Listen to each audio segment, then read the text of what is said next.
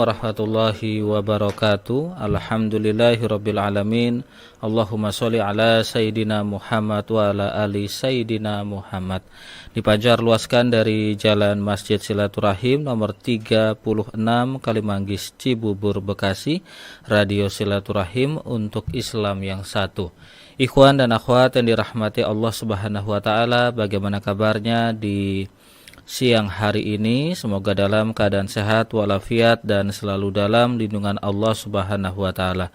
Kembali kita berjumpa dalam program Kesehatan Islami di edisi Sabtu 10 Rabiul Awal 1446 Hijriah yang bertepatan di tanggal 21 September 2024 Masehi. Bersama narasumber kita Bapak Alfian dari Rumah Sehat Indonesia yang beralamat di Jalan Ruyung, nomor 7, Blok A20, Pondok Kelapa, Kecamatan Durensawit, Kota Jakarta Timur. Di mana Rumah Sehat Indonesia ini bisa Anda kunjungi di setiap hari Senin sampai dengan Senin, tentunya dengan perjanjian terlebih dahulu, atau bisa langsung datang ke sana. Langsung saja ikhwan dan akhwat, kita akan menyapa narasumber kita, Pak Alfian. Assalamualaikum warahmatullahi wabarakatuh. Waalaikumsalam warahmatullahi wabarakatuh. Sehat Pak Alfian? Alhamdulillah sehat. Baik, alhamdulillah. Tema hari ini yaitu pengenalan jamu bagian kedua ya Pak Alfian? Ya, part 2. Jadi jamu itu ada jamu 1, jamu 2 sebenarnya. Jadi judulnya itu jamu 2, pengembangan jamu 2 part 2. Karena kan itu part 1 sudah kita pernah kemarin. Pengenalan jamu bagian kedua. Begitu ya Pak Alfian ya? Iya. Baiklah ikhwan dan akhwat, nanti Pak Alfian akan memberikan presentasinya kepada kita selama kurang lebih setengah jam ke depan. Dan setelah itu kami akan menjawab beberapa pertanyaan yang masuk dari ikhwan dan akhwat. Langsung saja kita akan mendengarkan pemaparan yang akan disampaikan oleh guru kita, narasumber kita, Bapak Alfian. Silakan Pak Alfian. Baik, terima kasih Mas Agus. Assalamualaikum warahmatullahi wabarakatuh. Salam. Alhamdulillahirabbil alamin wassalatu wassalamu ala asyrofil anbiya'i wal mursalin wa ala alihi washabbihi ajmain. Alhamdulillah kita ketemu lagi di Sabtu ke-3 ya, kita tentang kesehatan Islami. Nah, kemarin saya sudah bahas tentang pengenalan jamu, ya jamu itu apa aja ya. Nah, sekarang kita belajar untuk proses pembuatannya ya. Jadi ini saya buat ya untuk di kelas saya mengajar juga ya. Kalian juga saya memberikan ilmu di Rasil ya, supaya menjadi ilmu yang bermanfaat. Baik, proses sediaan obat herbal, ya, obat tradisional atau obat herbal atau jamu ya. Nah, awal-awal kita harus memilih dan mengumpulkan pastinya ya. Pasti akan sebelum kita pasca panen ya. Jadi kita bicara pasca panen ya, bukan sebelum panen ya. Kalau sebelum panen itu bagian pertanian, itu bisa juga kita olah. Tapi nggak mungkin kita mau kerjakan semua ya. Nanti biar Mas Agus. Halo Pak Alfian. Halo. Mohon maaf Pak Alfian, suara Pak Alfian kami terima sangat kecil sekali Pak Alfian. Oke, sebentar. Mungkin jacknya di sekarang. Nah. Oke, saya buka headset Pak tadi. Bagusan begini Pak Alfian. Iya. Baik Pak Alfian. Baik, aman ya? Ondi, Fajar aman ya? Siap. Monggo Pak Alfian dilanjut. Lanjut ya. Ya. Nah, jadi kemarin kita bicara tentang obat tradisional ya. Nah, sekarang kita bicara tentang bagaimana nih proses untuk kita membuat si jamu ini, jamu atau obat tradisional atau herbal ya. Nah, kita bicara tentang pasca panen, bukan sebelum panen ya. Nah, pasti kalau pasca panen itu kita akan memilih. Setelah kita panen, kita akan pilih, kita akan kumpulkan tuh bahan bakunya ya. Nah, kita identifikasi tanaman tersebut ya. Kita periksa kualitasnya ya, terus keberlanjutan ekologinya ya, keberlanjutan penanamannya lagi. Jadi kalau kita sudah ambil tanaman itu misalnya jahe, nah kita harus memikirkan untuk bagaimana si jahe ini bisa ada lagi pengolahannya segala macam ya. Nah, terus bagaimana tanaman ini jelas ya, bagaimana kualitasnya ya. Nah, terus kita setelah kita tahu ini, oh ini tanaman memang sambil tuh, oh tanaman ini memang kunyit ya, tanaman ini memang kencur ya. Nah, terus kita bersihkan pastikan setelah kita kumpulkan ya, kita bersihkan ya. Karena kalau nggak bersih nanti ada kotoran ya, mungkin ada sapi lewat kita nggak tahu ya, ada kotoran yang nyangkut di tanaman itu ya. Terus ada tanah yang masuk juga, ada benda asing yang lain masuk ya, atau ada tanaman lain yang masuk. Misalnya dekat situ ada rimpang kunyit, ada rimpang kencur ya. Kita yang pengennya rimpang kunyit, taunya masuk rimpang kencur ya. Nah, setelah itu kita keringkan ya. Setelah kita keringkan, baru kita potong-potong ya, atau penggilingan ya, pengeringan, pemotongan atau penggilingan. Ya, biasanya kalau yang rimpang-rimpang itu kita slice-slice ya. Karena kalau nggak di-slice nanti lama keringnya ya. Makanya herbal itu tidak pakai pengawet dia dengan pemanasan ya. Nah, kalau perlu kita giling-giling, tapi biasanya kalau yang tanaman-tanaman kita rajang aja ya, atau daun-daun ya biasanya kita rajang ya. Nah, ada lagi setelah tingkatnya apa simplisia ya atau bubuk ya, kita bisa membuat ekstraksi ya. Naik lagi, nah ekstraksi itu bisa dengan dingin, dengan panas ya. Nah, kalau dingin biasanya dengan antioksidan ya. Kalau panas itu biasanya minyak sirih ya, supaya dia apa nguap ya, nguap minyak sirihnya tuh keluar ya. Nah, ada aja lagi fraksinasi dan purifikasi. Nah, ini lebih tingkatannya setelah ekstraksi pasti akan fraksi ya, nanti akan isolat ya tingkatannya. Itu naik lagi tingkatannya ya. Nah, nanti ada pemekatan ya, peningkatan konsentrasi senyawa aktif biasa dengan evaporator ya, kita keringkan, kita pekatkan ya. Nah, terus kita penyusunan formula ya, produksi ya, bisa kita dari jamu tadi yang rebusan ya, atau ekstrak cair ya, kita formulasi. Misalnya kita pengen beras apa jamu beras kencur ya untuk pegelinu misalnya.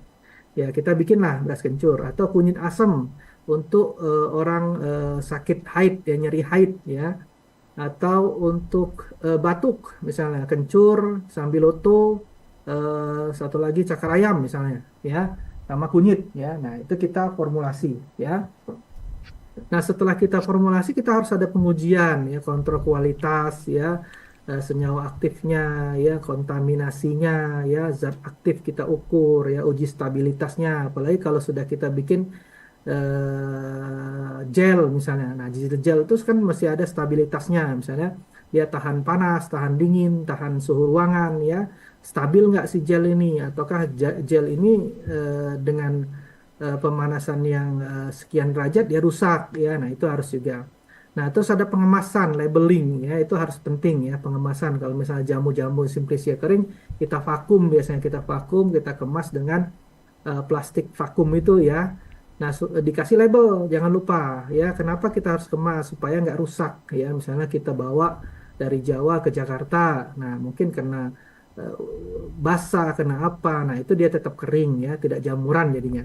Nah, kita perlu label. Label kenapa kita label ya? Kita harus tahu ya bahwa si tanaman ini benar adanya Samiloto misalnya. Terus expire-nya ya, expire-nya misalnya oh ini dikeluarkan diproduksinya 2024. Nah, berarti 2027 misalnya habisnya, berarti masih aman ya. Nah, biasanya warna warna menentukan label, biasanya kadang-kadang dikasih warna merah, kuning, hijau ya. Hijau itu lebih dari setahun ya.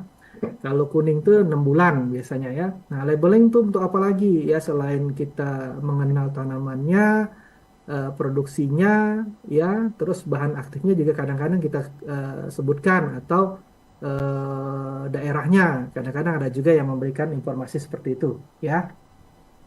Lanjut. Nah, keamanan obat tradisional dari kita tadi bisa meracik, meramu, kita harus juga tahu keamanan ya. Nah, ini banyak sekali ya. Makanya herbal itu nggak aman, kata orang herbal nggak aman. Kata siapa ya? Pasien saya kemarin kreatinnya berapa ya? Saya lupa ya. Kreatinnya itu 3 apa ya? Nah, sekarang sudah normal ya, di bawah 1,1, 0,8 kalau nggak salah ya. Fungsi ginjalnya itu dari berapa ya kemarin? 30-an ya menjadi 92 ya. Nah, itu udah bagus ya. Terus ada yang fungsi hatinya itu sampai 300 ya. Nah, sekarang sudah 40 ya. Nah, turun dia. Kalau memang herbal itu bermasalah, pasti akan lebih naik mestinya ya. Nah, Kadang-kadang ada oknum yang nakal ya, karena kita herbal itu pasti kita akan uji toksisitas ya. Uji toksisitas itu ada jangka pendek, ada jangka panjang, ada jangka menengah ya. Nah, setelah itu baru kita uji terapeutiknya, uji efikasinya, biasanya begitu ya. Nah, kadang oknum ada yang mencampurkan dengan BKU, bahan kimia obat ya, makanya dia makan jamu A misalnya, langsung dia sakitnya hilang. Nah, itu agak tanda tanya, karena herbal itu pasti tidak mungkin dia langsung cepat cepat ya reaksinya. Herbal itu pasti butuh waktu ya. Nggak mungkin herbal itu cepat chest plank sehari langsung hilang sakit. Nah, kadang-kadang dicampur dengan obat antiinflamasi non steroid ya. Nah, ada juga yang obat steroid ya, yang antiinflamasi steroid ya, misalnya dexamethasone ya. Nah, analgesik ya, prednisolon dan lain-lain. Nah, itu kan berbahaya ya. Dokter pun medis pun menyarankan itu harus resep dokter dan harus pengawasan Ya. Alfian? dia nyeri Ya. sekali. Ya, akhirnya dia makan jamu apa, saya nggak tahu tuh lupa. Ya jamu tadi ya. Stop Pak, saya bilang udah saya gantikan herbal. Ya, alhamdulillah sekarang sudah bisa ke WC, sudah bisa bisa ya sudah jauh lah ya dari Hmm. roda ya alhamdulillah. Nah itu harus kita juga tahu ya herbal-herbal yang aman ya, yang misalnya dia dari sekolah dia belajar akademisi ya, atau memang dari pabrik yang kenal atau sudah ada POM TR-nya ya itu lebih aman ya. Gitu. Nah, ini ada tanaman-tanaman yang memang dilarang. Ada juga tanaman yang dilarang kayak tapak darah. Itu tapak darah tuh nanti leukositnya bermasalah atau rosella kalau lama-lama hepatotoksit ya. Atau meniran dicampur dengan batu soda ya jadi hepatotoksik juga. Nah, itu juga hati-hati. Nah, ini banyak ya tanaman-tanaman nggak mungkin saya sebutkan ya. Hmm. Kita lanjut. Nah, setelah kita tadi tahu ya keamanan segala macam, nah kita akan pasti akan ada tingkat toksisitas bahan ya. Nah, bahan ini kalau toksisitas tinggi hati-hati ya. Misalnya kita menggunakan tikus LD50 namanya, lethal dose 50 kematian 50% kematian dari tikus misalnya. Oh, berarti toksisitasnya tinggi. Nah, itu hati-hati digunakan. Nah, nggak boleh ya, karena nanti membahayakan si konsumen ya karena kita itu butuh pengobatan ya pengobatan kuratif tapi membahayakan. Nah itu nggak boleh, makanya saya bilang herbal itu aman ya karena kita pasti akan melalui uji toksisitas ya. Dan dia harus tahu ya herbal-herbal mana yang memang bermasalah yang nggak boleh jangka panjang ya. Nah kayak daun salam tuh juga bisa menurunkan leukosit ya. Nah, terus juga pencampuran bahan kimia yang tadi disebutkan ya, BKU nggak boleh, atau ada cemaran mikroba, logam berat, atau pestisida yang merugikan kesehatan. Nah, yang kedua adalah ketepatan penggunaan, misalnya waktunya ya, atau sediaan yang digunakan, misalnya pentingnya keakuratan penggunaan jamu dalam hal cara, waktu ya, caranya misalnya diminum sebelum makan. Nah, itu biasanya untuk herbal-herbal yang untuk lambung biasanya ya herbal untuk lambung supaya dia melapisin dulu ya. Nah itu tepat ya. Nah terus juga ada pemilihan yang tepat untuk penyakitnya ya penyakit degeneratifnya. Misalnya herbal untuk diabetes ya kita gunakan sambiloto ya. Nah itu tepat ya. Misalnya ada lagi pasien yang diare kita gunakan jambu biji ya atau kunyit jambu biji ketumbar misalnya. Tahu-tahu kita gunakan nggak tepat tadi kita gunakan misalnya jati Belanda ya atau lidah buaya ya tambah mencret dia ya. Misalnya sebaliknya konstipasi dia susah susah susah BAB kita gunakan lidah buaya ya kita gunakan daun sendok ya jati Belanda benar. Tahu-tahu kita suruh dia minum teh ya tambah susah dia BAB-nya. Nah harus kita tepat ya maksudnya jangan sampai dia bersifat antagonis jadi bersifat sinergis ya. Nah, ada lagi interaksi kandungan kimia. Nah, kita juga harus perhatikan kontraindikasinya. Misalnya, dia makan-makan herbal yang mengencerkan darah. Misalnya, bawang putih, ya bawang putih, seledri, ya. Nah, itu hati-hati dengan orang-orang yang meminum pengencer darah dari medis. Misalnya, dia minum clopidogrel, ya, terus apa aspilet misalnya. Nah, itu juga hati-hati takutnya terjadi pendarahan ya. Nah, terus kita memikirkan potensi dari efek komplementer ya, sinergis tadi yang saya sebutkan ya. Efek komplementer itu efek yang menyeluruh, yang komplement pelengkap ya, tapi bersifat sinergis ya kandungannya, bukan bersifat antagonis ya. Nah, terus dampak hambatan absorpsi ya, terus peningkatan bioaktivitasnya ya. Nah, ini juga kita harus tahu. Misalnya kita tadi minum herbal, tapi kita minum teh. Nah, itu kan dia terhambat ya, penyerapannya terhambat ya, sehingga bioaktivitasnya itu menurun ya, tidak mensupport malah menurun ya. Nah, itu harus kita juga paham ya, maksudnya jangan sampai terjadi seperti itu ya. Nah, ini ada proses produksi ya. Proses produksi itu budidaya ya untuk memastikan ketersediaannya. Makanya tadi saya bilang ekologinya itu ekosistemnya harus kita perhatikan ya setelah kita kita ambil ya. Nah, kita harus juga memastikan dia masih ada ya atau kita tanam lagi ya. Kita budidayakan lagi ya. Nah, supaya itu tidak mutus. Misalnya kita jahe butuh jahe itu berapa kintal misalnya atau berapa ton ya. Nah, itu tahu-tahu habis ya bahan bakunya kan repot ya. Nah, terus penyiapan bahan baku ya, kebersihan, kualitasnya ya, terus pengujian ya itu paling penting ya. Nah, terus ada produksi ekstrak dan sediaan ya. Misalnya kita membuat ekstraksi sambiloto, ekstraksi kunyit misalnya. Kita mau sediaannya kapsul ya atau sediaannya berupa topikal ya dari ekstrak itu kita ekstrak cair kita masukkan menjadi gel misalnya kan. Nah, itu bisa ya bentuk sediaannya bagaimana ya. Nah, pemeriksaan mutu otomatis ya pasti ya. Nah, ini ada standar spesifikasi obat tradisional ya. Yang pertama tadi identitas, deskripsinya ya, batasan simplisia, ekstrak ya, terus tanaman asal, daerah asal yang tadi di label tadi ya. Terus kita lihat secara organoleptik ya dengan mata kepala kita ya. Kita cek dengan mikroskopik kalau memang kita nggak jelas kita gunakan mikroskopik ya atau makroskopik dengan kaca pembesar ya atau dengan mikroskop elektron ya. Kita bedakan dengan material medika ya ada buku material medika namanya itu kalau misalnya kita masih ragu nih tanamannya apa kita lihat stomatanya, epidermisnya dan lain-lain ya. Nah, terus kita bisa mengidentifikasi senyawa aktifnya ya dengan kromatografi lapis tipis ya. Bisa kita gunakan dengan pembandingnya misalnya kita mau flavonoid ya, kita bandingkan dengan quercetin ya, kita menggunakan kromatologi lapis tipis ya, kita bandingkan oh bagus nggak nih antioksidannya ya. Kalau bagus ya bisa kita pakai kayak waktu saya bikin tesis gel daun gaharu ya, nah itu dibandingkan dengan quercetin ya.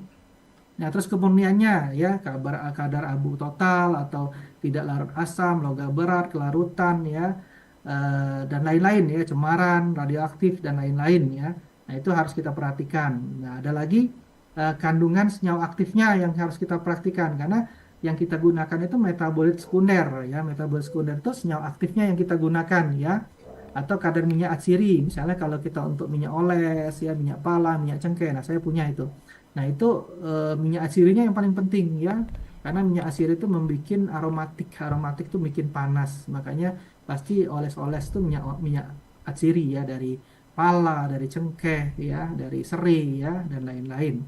Nah, ini tadi yang tadi saya bilang kalau misalnya ada produk dengan kemasan akhir ya, kemasan akhir itu nanti harus ada nama produknya ya, logonya apa, jamu misalnya OHT atau fitofarmaka, nomor izin edarnya ya, POM TR-nya, tanggal kadaluarsanya paling penting ya, komposisi bahannya, aturan pakainya ya, jumlah isi kapsulnya misalnya 45 kapsul, 42 kapsul ya, kontraindikasinya bila ada ya, khasiatnya untuk apa? Oh, meredakan nyeri sendi misalnya.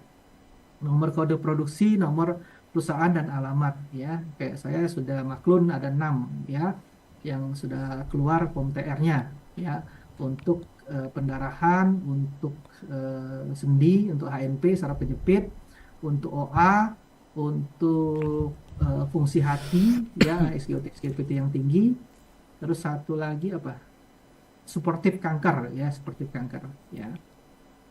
Nah, ini ada pembuatan simplisia yang secara sederhana, ya. Kita pasti tadi sudah jelaskan bahan baku dikumpulkan, ya. Setelah itu kita sortasi basah, ya, kita cuci, ya, kita rajang, kita keringkan, sortasi kering, penyimpanan atau pengepakan atau labeling yang terakhir tadi, ya. Nah, proses-prosesnya itu pertama kita kumpulkan bahan baku, ya, misalnya bagian tanaman yang kita gunakan apa? Daun. Nah, daun itu biasa dirajang ya, tapi kalau kita menggunakan rimpang, nah biasa kita slice ya, kita rajang dengan oven biasanya. Karena lebih cepat ya biasanya ya. Kalau misal daun bisa dengan suhu ruangan ya, terus sinar matahari ya, tapi ditutup kalau dia butuh antioksidan supaya dia tidak rusak ya antioksidannya. Nah, waktu panennya ya harus tepat. Misalnya kayak buah, buah itu mesti dia sudah siap panen ya. Buah itu misalnya bukan masih muda ya, maksudnya sudah siap panen ya. Rimpang, nah biasanya umur-umur 6 bulan, 8 bulan, terus dia waktu kering diambilnya ya. Nah, daun kalau antioksidannya kita ambil pucuknya ya. Nah, kalau buah tadi matang ya, kondisinya bagus ya, nggak busuk ya misalnya tadi. Nah, terus jenis tanah, iklim itu juga mempengaruhi ya. Misalnya kita nanam di Jawa dengan di Sumatera ya pasti Ya. akan beda ya. Itu kandungan senyawanya. Nah, setelah itu kita sortasi basah ya, kita menghilangkan kotoran-kotoran ya, kerikil ya, tanah ya, terus ada daun atau batang, rumput atau akar ya yang masuk atau ada herbal lain yang masuk ya. Terus kita pastikan ini kualitasnya bagus ya. Terus kontaminasi mikroba ya atau ada jamur ya. Nah, itu kita perhatikan. Nah, setelah itu kita proses eh, apa nih proses kita tutup pencucian ya. Proses pencucian ini kita cuci nanti bertingkat. Biasanya kita cuci bertingkat kalau manual. Jadi kayak kita punya bak bertingkat kayak tangga ya. Bak satu, bak dua, bak tiga. Nah, kita nyucinya itu jangan dari bawah ke atas, tapi dari bawah, jangan dari atas ke bawah, tapi dari bawah ke atas ya nyucinya. Ya, kalau kita dari atas ke bawah, ya kotoran yang di atas tadi turun lagi ke bawah. Jadi kita nyucinya dari bawah, saat, naik ke atas, saat, naik lagi ke atas ya. Nah, itu bisa juga dengan mesin ya. Nah, ada lagi proses perajangan ya, kita rajang, ya, tadi sudah kita cuci, kita rajang untuk apa? Untuk pengeringan biasanya ya. Pengeringan kita slice tadi kalau misalnya rimpang, kalau batang ya. Kalau daun kita rajang-rajang aja, taruh-taruh aja ya, tapi pakai apa tuh namanya jaring ya supaya dia cepat kering ya.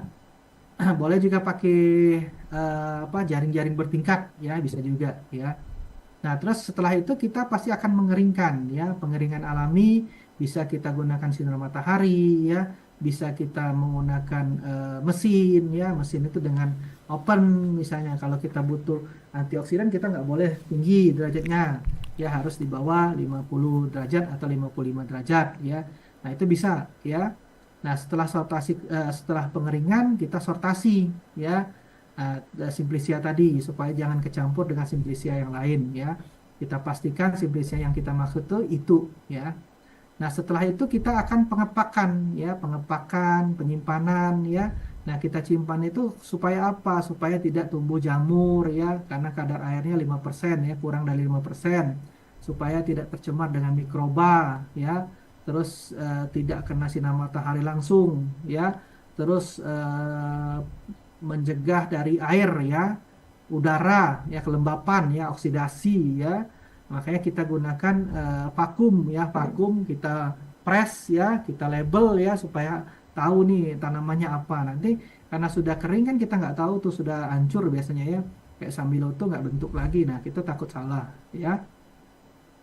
Terus evaluasi. Nah, kita setelah kita selesai dari tadi pencucian, pengumpulan bahan baku, pencucian ya, pengeringan, pengepakan. Nah, kita harus evaluasi nih simplasia nih ya. Setelah kita selesai tadi, kita periksa dengan organoleptik benar nggak nih sambiloto. Kalau nggak yakin dengan makroskopik, dengan kaca pembesar, nggak yakin lagi dengan mikroskopik ya, atau dengan biologi, kimia, fisika. Benar nggak nih tanamannya si sambiloto misalnya. Tapi kalau kita sudah tahu, sudah pasti ya sudah ya. Nah, organoleptik ya bisa kita lihat daunnya, batangnya, ya kayunya, ya bentuk, ukuran, warna, rasa, ya namanya dilihat, dicoba, dirasa. Kalau sambil utuh kan pahit ya, bentuknya panjang-panjang ya, daunnya ya. Nah, itu kita ketahuan ya. Nah, kalau misalnya kita nggak yakin lagi, kita coba dengan makroskopik dengan kaca pembesar. Nggak yakin lagi dengan mikroskopik ya, kita lihat dengan stomatanya misalnya ya, apalagi dengan epidermisnya ya. Takutnya kita ragu nih ya, kita bandingkan dengan si materia medika ya, biar kita jelas benernya ini. Nah, ya bisa juga dengan kita gunakan zat kimia ya untuk melarutkan amilum misalnya klorofil ya, atau gliserin murni ya, dan lain-lain ya, banyak itu ya. Nah, ada lagi dengan biologi ya, tadi dengan kimia, terus dengan biologi ya. Oh, ini biologi ya, kimia belum. Nah, terus biologi ini eh, kita pemeriksaan dengan bakteri hidup ya, dari ragi dan jamur digunakan dalam pemeriksaan vitamin misalnya lactobacillus ya, digunakan untuk menguji kandungan riboflavinnya, vitamin B2 ya. Nah, terus digunakan untuk menguji asam nikotinat ya, atau vitamin B3 ya. Nah, itu dicoba dengan biologi. Nah, ada lagi kimia ya. Kimia kita gunakan kromatologi lapis tipis yang tadi saya bilangkan ya, yang gas, kertas, kolom dan lain-lain. Nah, ini biasanya di lab-lab ya, di lab-lab di UI itu ada ya, biar kita tahu kemurnian dari tanaman tersebut. Nah, ada lagi dengan fisika, dengan kelarutan ya, atau bobot jenis ya. Makanya kita tuh kadang-kadang ada viskositas itu, misalnya pelarutnya apa, dia nanti berbeda ya, air dengan heksan atau apa ya. Nah, dengan kelarutan, bobot jenis ya, bisa kita lihat ya, indeks bias ya, kadar air dan lain-lain ya. Oke, sudah ya. Hmm. Kita agak agak apa, ngebut ya. Baik, tadi kecepatan 350 km per jam ya. Sama kayak kereta bus gitu. Baik, Pak. Ya, Pak Alfian, karena setelah ini Pak Alfian akan ada pelatihan Pak Alfian ya. iya, Langsung pelatihan selama 7 hari dari Jiangxi University. Saya ketua pelaksananya. Jadi ya pasti nanti kata sambutan apa-apa lah.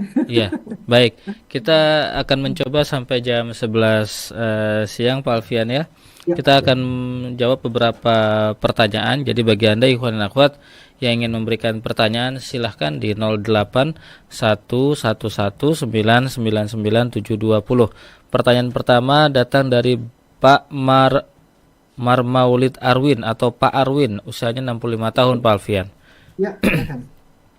Di Lenteng Agung, Jakarta Selatan. Assalamualaikum warahmatullahi Waalaikumsalam wabarakatuh. warahmatullahi Pak Alfian yang terhormat, saya ingin bertanya bagaimana caranya kita meminum obat herbal atau jamu yang tidak ada label masa kadaluarsanya. Salam sehat dan terima kasih atas jawabannya. Baik, terima kasih, Pak. Nanti kalau jawaban kurang bisa WA ke saya ya. Saya Siap. mohon maaf juga karena kejar-kejaran ya. Jadi kalau Simplisia, ya misalnya kita bikin kering ya, terus dia kadar airnya lebih dari 5% itu aman biasanya. Kadang-kadang nggak perlu kadar luasa pun, kayak daun teh lah ya. Daun teh kita bikin teh. Kadang teh Mm-mm. itu selama nggak berjamur, ada juga orang minum teh itu sampai 2 tahun ya. Ya, karena dia kering, aman ya.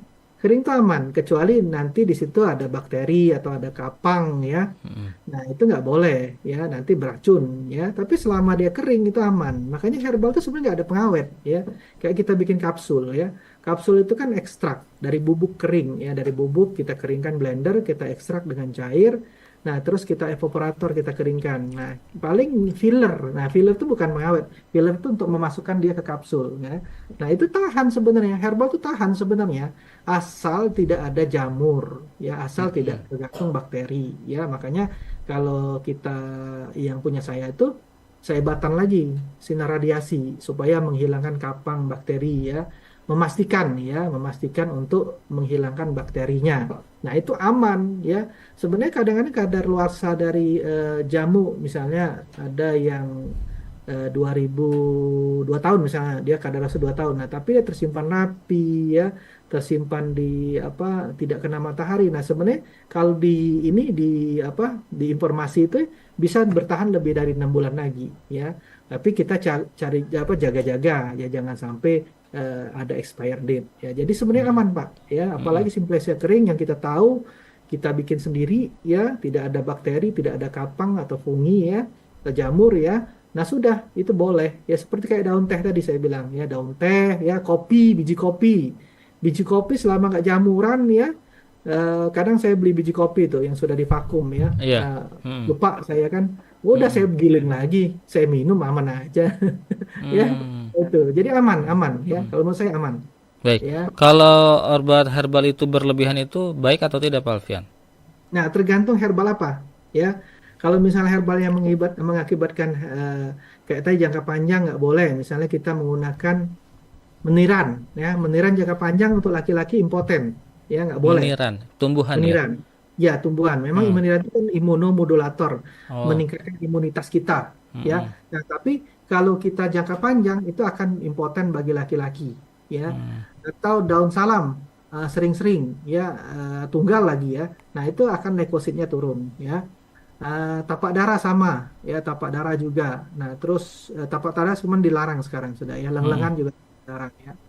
Apalagi misalnya eh, Rosella ya, Rosella tadi ya, jangka panjang dia hepatotoksik. Memang dia nurunkan kolesterol, nurunkan asam urat, nurunkan gula ya, tapi hepatotoksik. Nah, makanya kita juga harus tahu tanaman-tanaman apa yang tidak boleh jangka panjang ya. Mm-mm. Makanya saya edukasi di sini yang memberikan ilmu yang saya tahu ya. Itu. Baik, terima kasih. Ada Ibu Anissa di Jember, Jawa Timur, Pak Alfian. Assalamualaikum warahmatullahi wabarakatuh. Waalaikumsalam warahmatullahi wabarakatuh. Lutut nyeri paha, maksud kami lutut nyeri, paha bengkak. Apa ramuan obatnya, Pak Alfian? Terima kasih. Sebelah doang. Tidak disebutkan, Pak Alfian. Nah, wanita ya, umur berapa Ya, tadi? umurnya mungkin ya sudah di atas 50 tahun ya. Mungkin OA ya. Coba ditanya berat badannya, beratnya ya. Kemungkinan Gitu. kalau sudah lutut bengkak ya, terus bunyi kretek-kretek atau dingin, malam dingin lebih sakit, nyeri ya.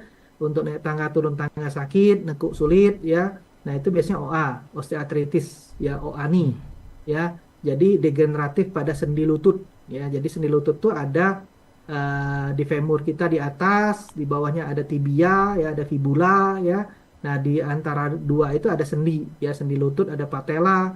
Nah, di situ ada meniskus, ya, ada cartilage, ya, ada sinovial, ya, di situ di anatomi lutut kita, ya. Nah, kalau misalnya dia terjadi gesekan ya, atau mempet, ya, mempet apa?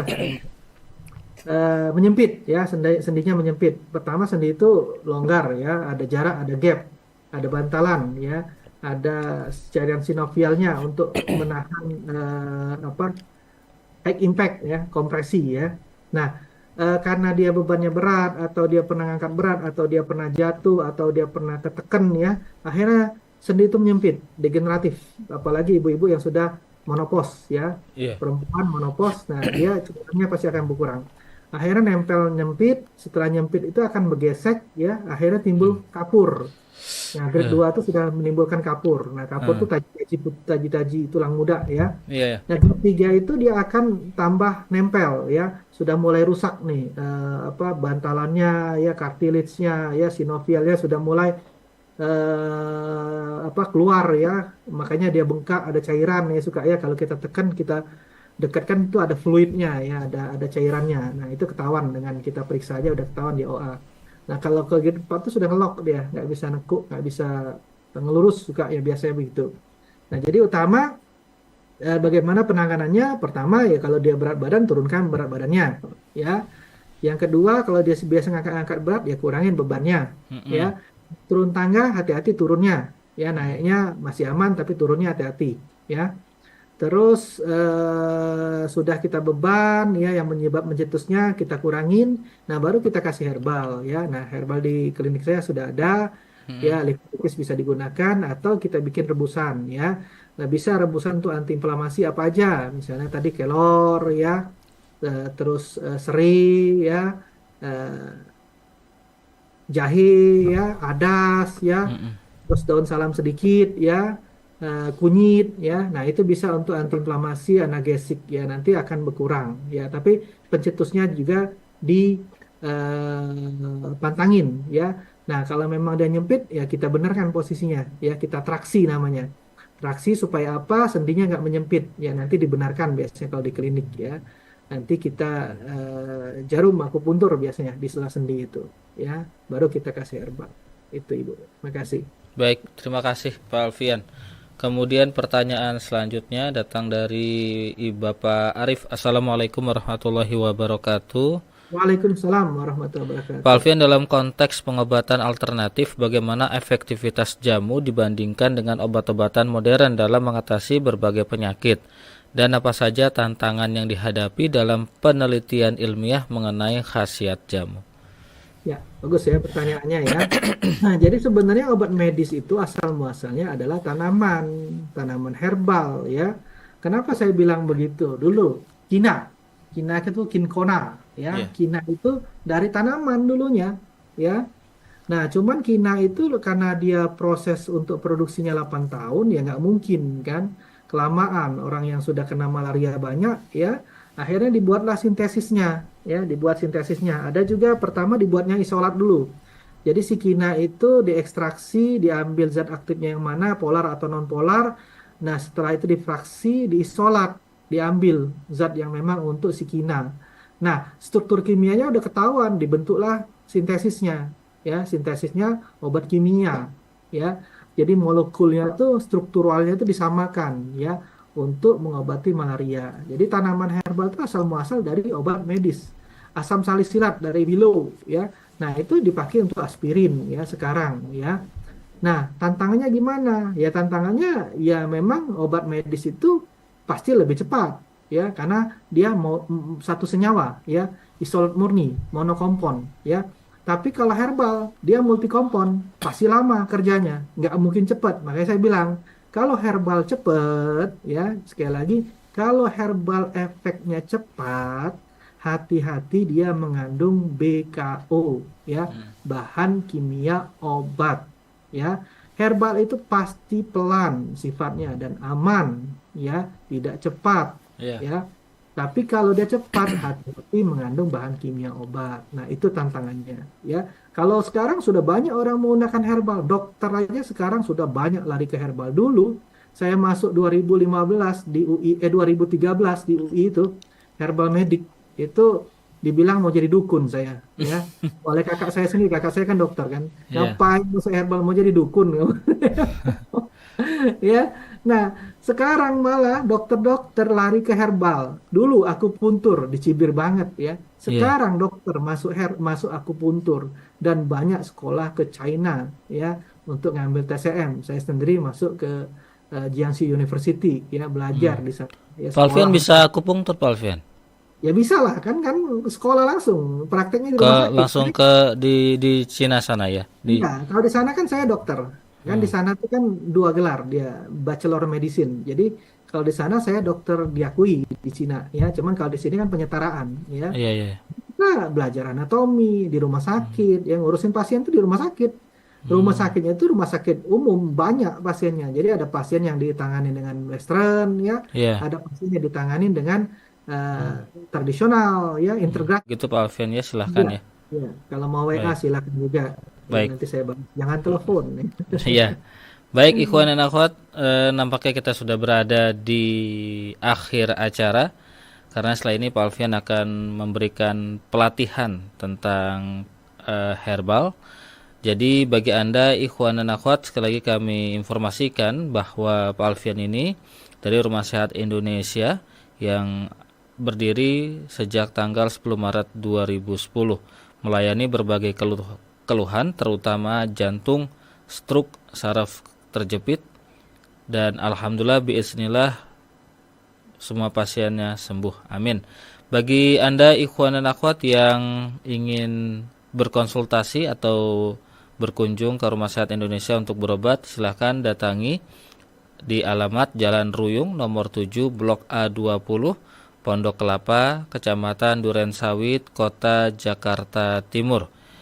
Nomor HP beliau 0813 8326 2040, 0813 83262040,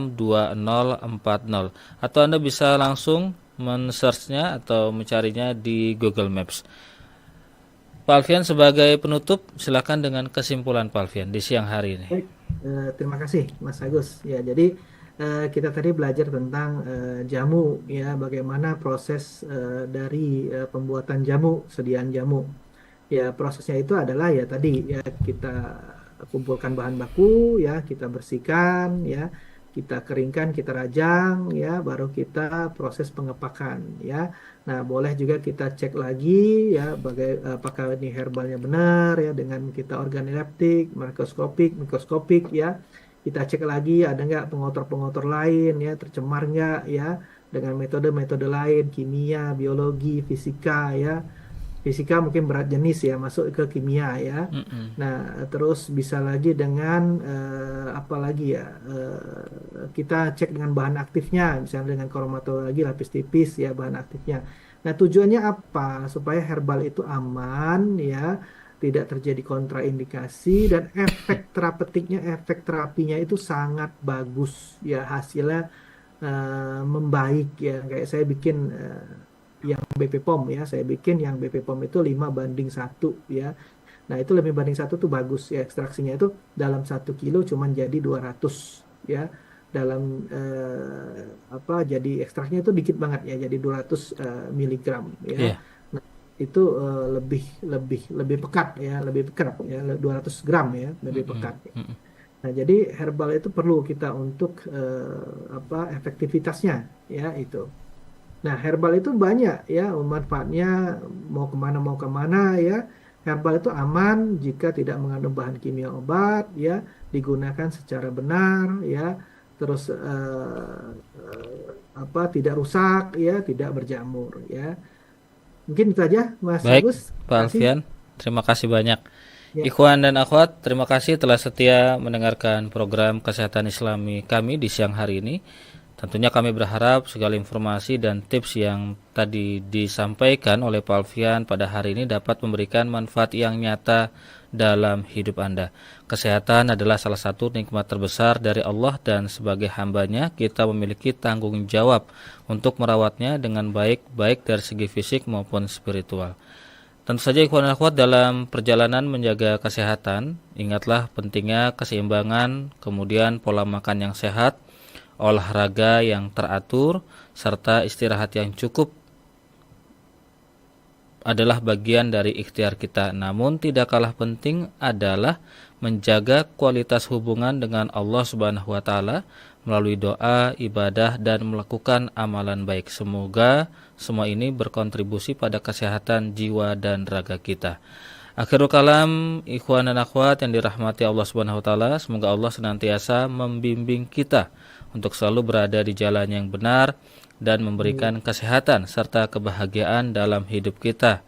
Sampai jumpa di siaran kami berikutnya, dan teruslah mendengarkan kami di Radio Silaturahim untuk Islam yang satu, untuk mendapatkan informasi dan inspirasi yang bermanfaat. Wassalamualaikum warahmatullahi wabarakatuh.